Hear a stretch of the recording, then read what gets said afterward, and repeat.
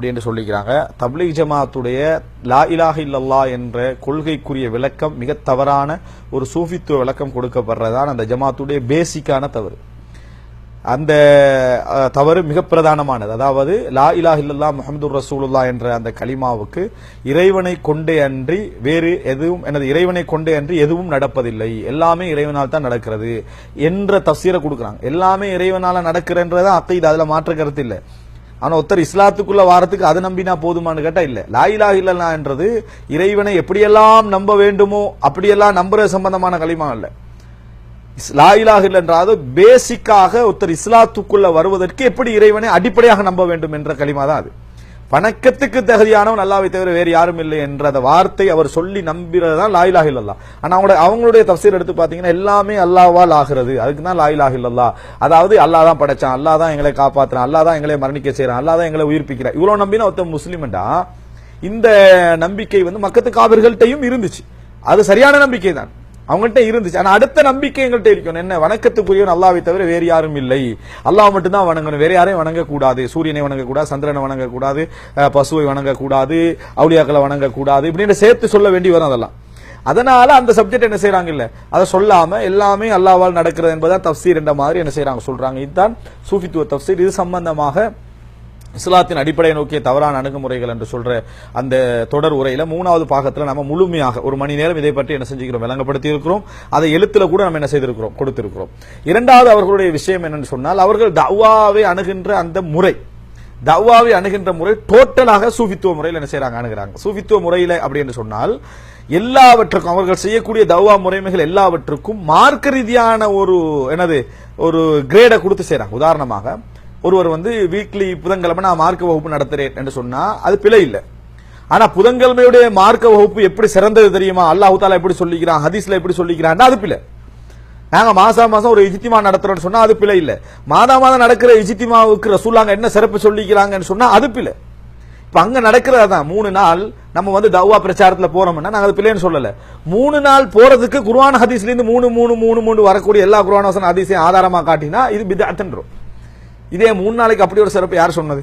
எனவே அந்த 3 நாள் போற ஜமாத்ன்றது 2 நாள்ல முடிச்சுட்டு வந்தா பெரிய பாவம் செஞ்ச மாதிரி நினைக்கிற அளவுக்கு ஆக்கி விட்டாங்க. 4 மாதத்தை என்ற மூசா அலைஹிஸ்ஸலாத்துடைய அந்த 40 நாளுக்கு மூசா அலைஹிஸ்ஸலாத்துடைய 40 நாள் 30 அல்ல 40 ஆக்கினது. அடுத்த 40 வயசு 40 ஹதீஸ் 40 வரக்கூடிய எல்லாத்தையும் கொடுத்து அதை அந்த அதுக்கு சிறப்பை ஏற்றுவது தான் இங்க பிரச்சனை. 40 நாள் நம்ம தஅவா போறோம், பிரச்சாரம் செஞ்சுட்டு வாரோம், ஊரெல்லாம் தெரிஞ்சு வேலைகளை செஞ்சுட்டு வாரோம்னு சொன்னால் அங்க அந்த 40 நாள் என்பதுல பிழைகள் இல்லை.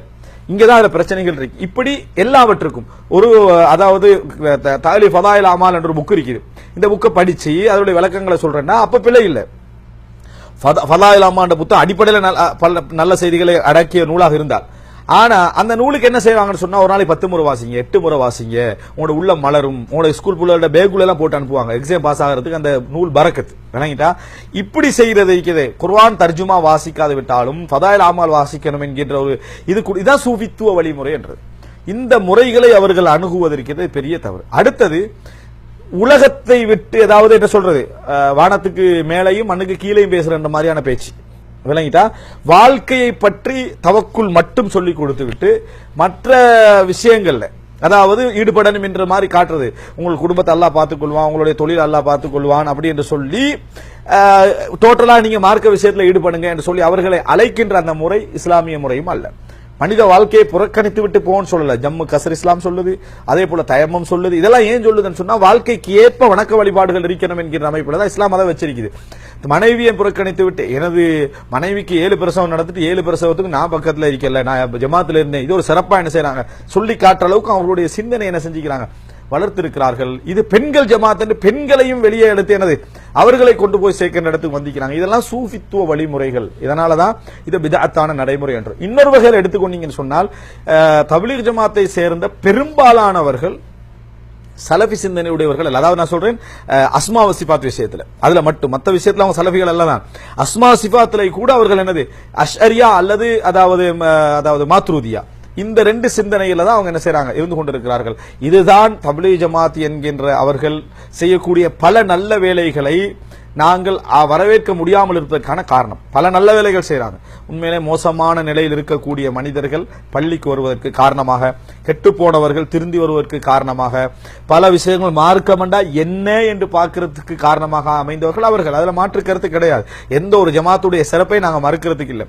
ஆனால் அதுக்கு பின்னால அவர்களை அந்த ஜமாத்துடைய பற்றாளர்களாக அவர்கள் என்னது மாற்றி விடுகிறார்களே தவிர, மார்க்கத்தை படிக்கணும், அகைதா வளர்த்துக்கொள்ளணும், குர்ஆனை தெரியணும், ஹதீஸை தெரியணும் என்கின்ற இடத்துக்கு என்ன செய்யறாங்க இல்ல, ஆக்குறாங்க இல்ல. இன்னும் சொல்ல போனா அவர்களுக்கு எதிரானவர்களாக அவர்களை உருவாக்கி இருக்கக்கூடிய நிலையை நம்ம என்ன செய்கிறோம் பார்க்கிறோம். இதுகள் தான் அவர்களுடைய சுருக்கமான நாம் சொல்ல இப்ப இந்த நேரத்தில் சொல்ல முடிந்த தவறுகள்.